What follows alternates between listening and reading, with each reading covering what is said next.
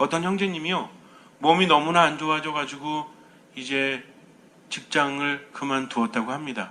생계를 이어가야 되는데, 그리고 앞으로 결혼도 해야 되는데 늦은 나이에 결혼도 못하고 계속해서 이렇게 직업에 열심히 했는데 건강을 잃고 나니까 어때요? 아무리 능력이 좋아도 건강을 잃고 나면 아무것도 할 수가 없죠. 그래서 그동안 인생 설계를 해놨는데 아무것도 할 수 없으니 하루하루가 너무너무 힘듭니다. 그래서 집에서 지켜보는 어머니도 아버지도 너무나 마음이 아팠어요. 왜냐하면 예전에는 너무나 똑똑하고 능력이 좋아서 여기저기서 뭐라 그래요? 결혼하자고 이렇게 들어오는 거 뭐라 그러죠? 중매가 들어온다? 중매 말보다 다른 말도 있지 않습니까? 네? 청혼? 아니 그거 말고 어떤 사람이 있는데 좀 결혼시키면 안 되겠냐 이렇게 자꾸 들어오는 거 아무튼 그 중요한 건 아니에요. 자꾸 이렇게 들어오니까는 이제 고르기만 했었던 거죠. 이 여자 괜찮고 이렇게 엄마가 골라가지고 아들한테 주면 아들이 난 별로 관심 없다 이렇게 할 정도로 유망한 젊은이였습니다. 그런데 건강을 잃어버리니까 아무런 소용이 없어요. 집에만 있는 것을 보기가 너무나 안쓰러워서. 근데 힘이 없으니까 나갈 수도 없고, 더욱더 중요한 것은 그동안 내가 삶이 어땠는데 앞으로는 또 어떤 삶을 살아갈까라는 것이 마음을 무너지게 하니까 이 젊은이도 하루하루가 지옥이었던 거죠. 그러니까 엄마에게도 자꾸만 짜증을 내게 되고 가만히 좀 내버려 두라고, 어머니를 걱정하시니까 좀 일어나서 운동도 좀 해야 되지 않겠니, 이제는 정신 좀 차려야 되지 않겠니라고 말하죠. 근데 아들이 듣기에는 어때요? 그걸 누가 모르나? 그런데 옆에서 계속 말씀하시니까 죄송하기도 하고 또 자기 자신이 너무나 한심스럽기도 하고 힘들기도 하니까 속에는 그런 마음이 있지만 겉으로 나가는 건 뭐예요? 짜증스러움이죠. 근데 누구한테 짜증 내겠어요? 아버지한테? 어머니한테 자꾸만 짜증을 내니까 어머니도 참다 못해서 또 한마디 했다가 아들이 안쓰러우니, 그러니까 집에서 엄마랑 티격태격되는 거죠. 계속 자기도 힘들어 죽겠고 엄마도 힘든데, 우리가 서로 사랑하는 마음은 있지만 나오는 말은 이상하게 좀 다르지 않습니까?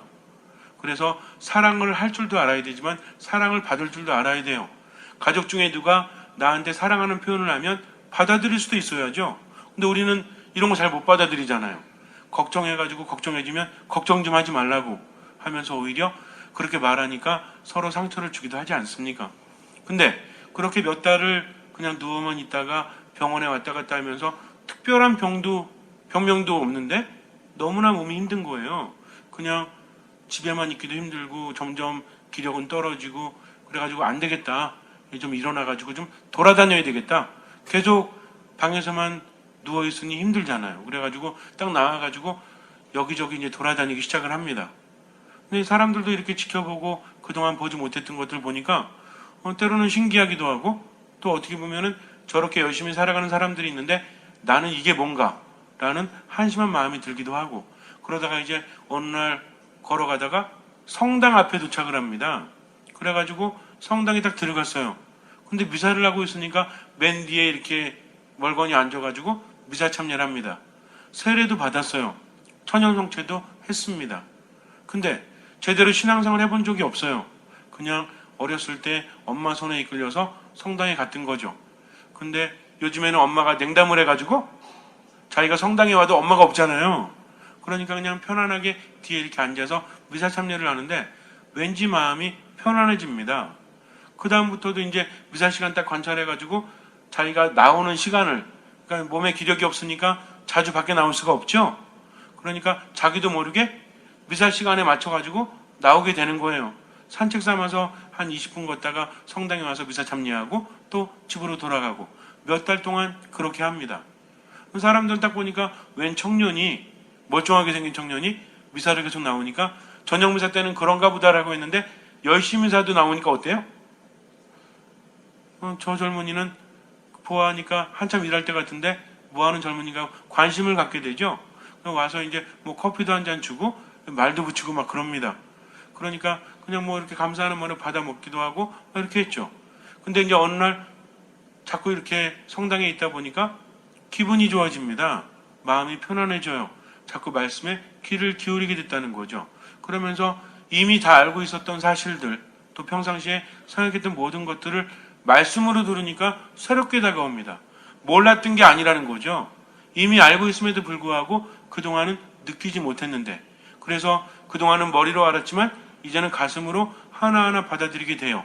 사랑이 무엇인지, 주님이 어떤 분인지, 그분이 우리를 얼마나 사랑하셨는지를 내가 삶으로 느끼게 됩니다.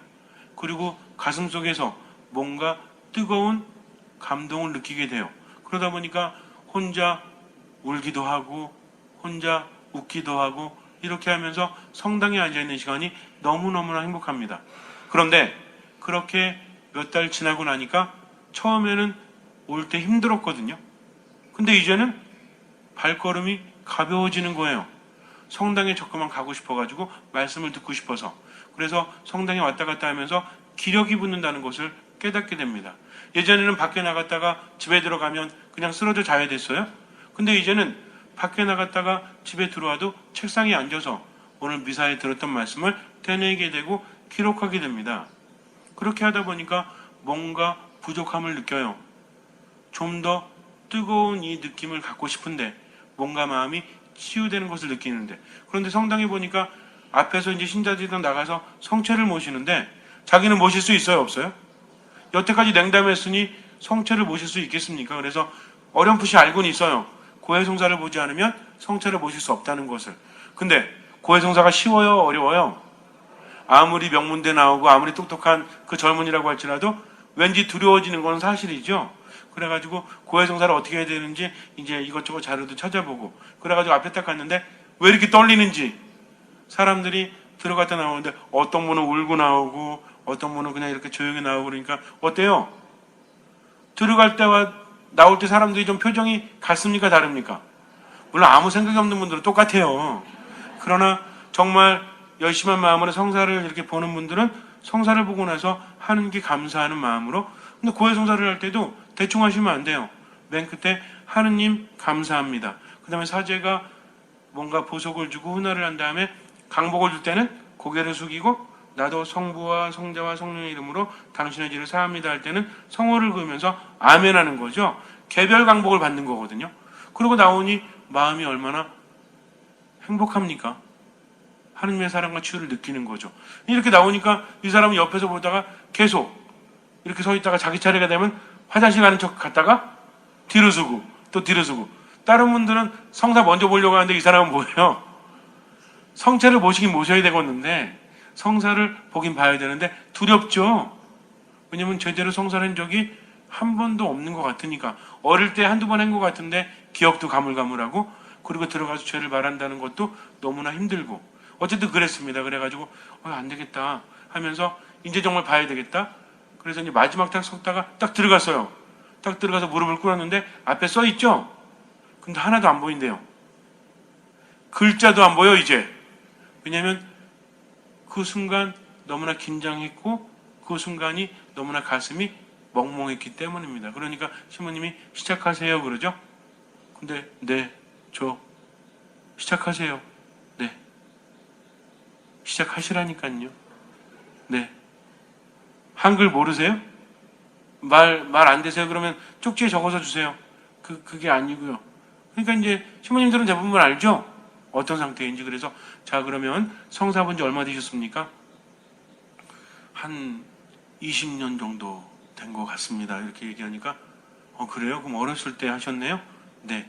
그러면 뭐 한번 얘기해 보세요 하니까 이제 이야기하기 시작하는 거죠. 처음에는 성태 모시려고 들어왔지만 그게 뭐 고해의 비밀이기 때문에 더 이상 말씀드릴 수는 없지만 어쨌든 자신의 삶에 대해서 이제 이야기하고 나오는데, 처음에는 성체만 모시기 위해서 들어갔지만 나올 때 어때요? 갑자기 눈물이 흐르고. 남자가 운다는 게 이게 얼마나 창피한 일입니까? 근데 원래 남자들이 어느 때 눈물이 더 많아요. 울기 시작하면 그냥 말도, 자매님들은 그래도 울면서 말 잘하시대요. 근데 남자들은 진짜 울 때는 말이 안 나와요. 이게 그냥 꺼이 되다가. 그래가지고 딱 나오는데 가슴 속에서 뭔가 뻥 뚫리는 듯한, 그래서 뭔가 뱃속부터 뜨거운 것이 올라온 듯한 느낌을 받습니다. 그리고 나서 성체를 모시는데 손이 덜덜 떨리죠. 어렸을 때 해봤지만 이제 내가 주님의 몸을 받아보시니까 그래서 성체를 보시고 나서 눈물이 하염없이 흐르는 거예요. 맨 뒤에 앉아가지고 계속 울고 있었어요. 미사가 끝날 때까지 흐르는 눈물을 막을 수가 없어요. 미사 끝나고 나도 사람들 하나둘씩 나가는데 그저 고개를 숙인 채 눈물을 흘릴 뿐이었습니다. 그렇게 눈물을 흘리니까 가슴이 후련해지고 이제는 마음에 뭔가 뻥 뚫리는 듯한 그런 느낌이 들어요. 집으로 돌아갑니다. 그리고 나서 저녁 때까지도 멀쩡하게 앉아 있었대요. 저녁을 먹고 또 밖에 나옵니다. 또 돌아다닌 거죠.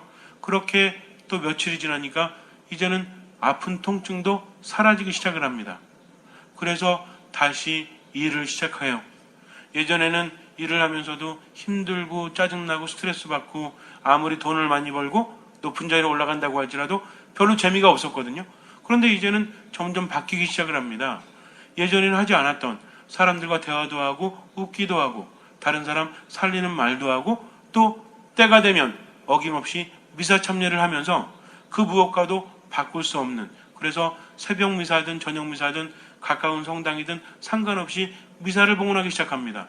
예전에 자기라면 상상도 못했어요. 왜냐하면 미사 가는데 얼마 걸려요?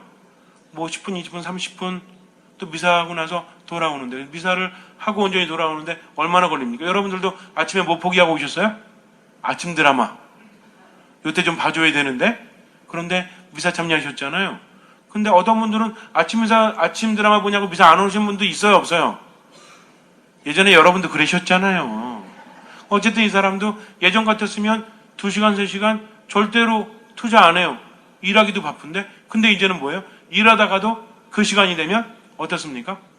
성당을 향하는 거죠. 왜? 하느님 안에서 힘을 얻었으니까. 말씀을 들으면서 얼마나 힘을 얻는지 몰라요. 성체를 모시면서 얼마나 치유받는지 몰라요. 그 느낌을 알기 때문에, 체험을 했기 때문에 그 무엇과도 바꿀 수 없었다는 거죠. 그 다음부터는 삶이 얼마나 행복해지는지 몰라요. 저절로 감사합니다가 나옵니다. 아침에 눈을 뜨면 이렇게 멀쩡히 눈을 뜰 수 있으니 하느님 감사합니다. 그러면서 뭐부터 확인해요? 머리맡에 있었던 매일미사를 꺼내놓고 오늘의 말씀은 무엇인지, 그래서 독서를 읽고 복음을 읽으면서 정말 기가 막힌 체험을 합니다. 그러면서 오늘은 또 어떤 말씀을 들려주실까 하면서 기대하는 거죠. 그렇게 출근했다가 시간이 되면 또 야근해야 될 때는 어때요? 성당에 갔다 와서 더 늦더라도 그렇게 했다는 겁니다. 미사 시간만 되면 모든 게 멈춰요. 그리고 성당으로 향합니다. 몸도 마음도. 그렇게 하면서 하느님을 체험하니 얼마나 행복해요. 늘 미사를 향해서 살고 있다고 합니다. 너무나 신기하죠? 그러나 신기한 일이 아니에요. 예수님께서 부활하신 다음에 제자들에게 나타나시고 막달라 여자 마리에게 나타나셨지만 많은 사람들이 그것을 믿지 못합니다. 이미 예수님께서는 사람의 아들은 고난을 받고 죽었다가 사흘 만에 부활할 것이다라고 알려주셨거든요. 제자들은 이미 알고 있습니다. 들었기 때문에. 그러나 듣고 지식으로 아는 것과 삶으로 체험하는 것은 같아야 달라요.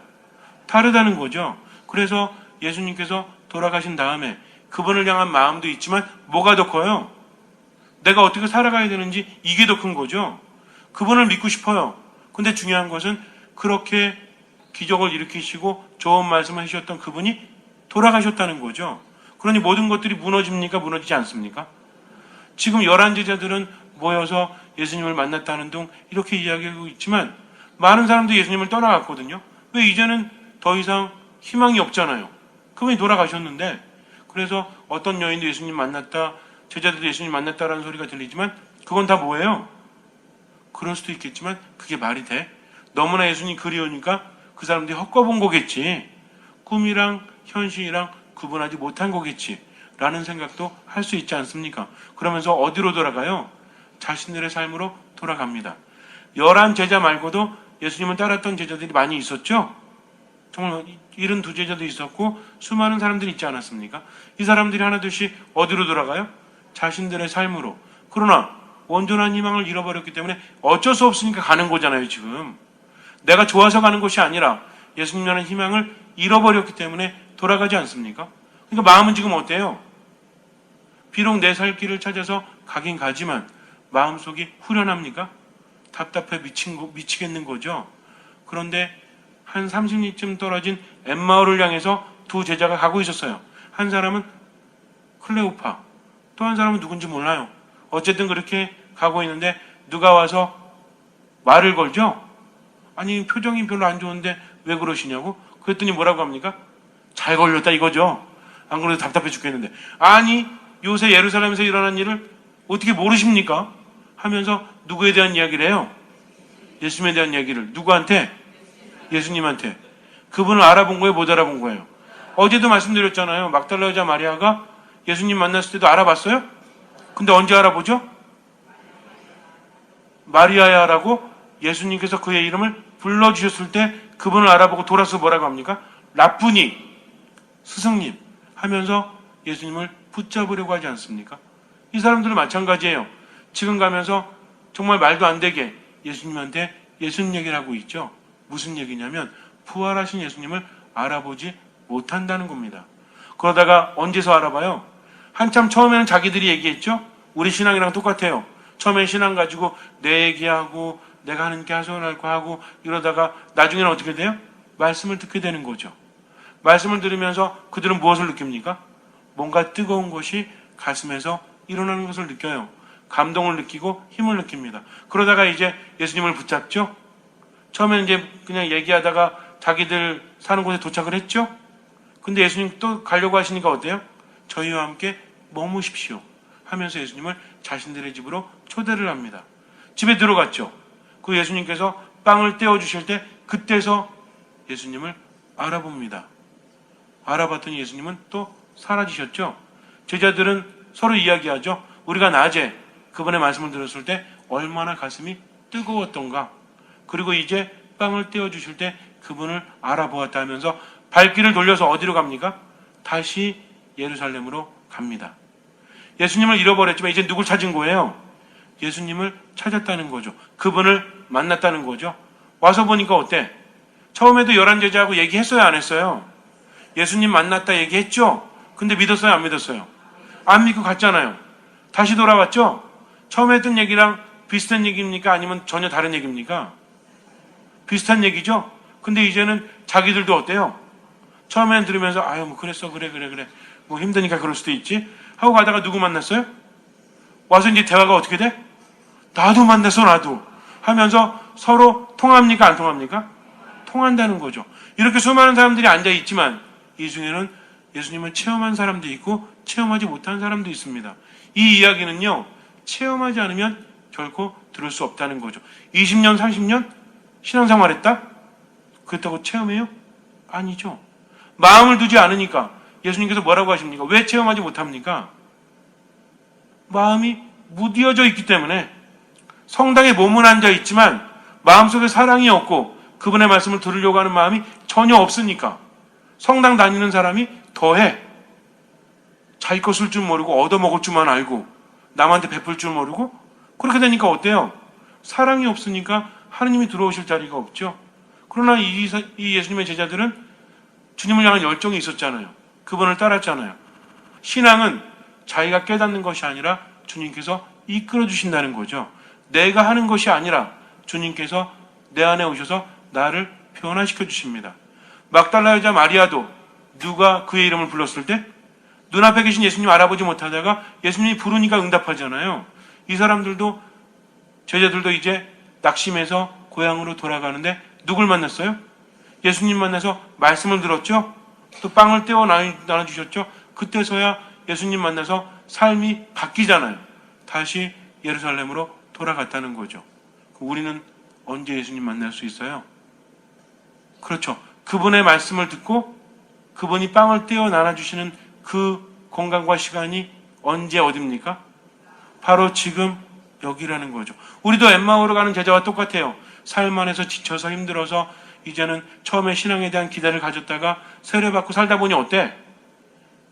생각이랑 다르거든. 처음엔 세례받으면 막 성령이 내려오셔가지고 내 몸과 마음을 감싸고 뭘 해도 기쁠 줄 알았어? 근데 세례받았는데 똑같아. 처음에 받을 때만 좀 두근두근거리고 살았더니 어때요?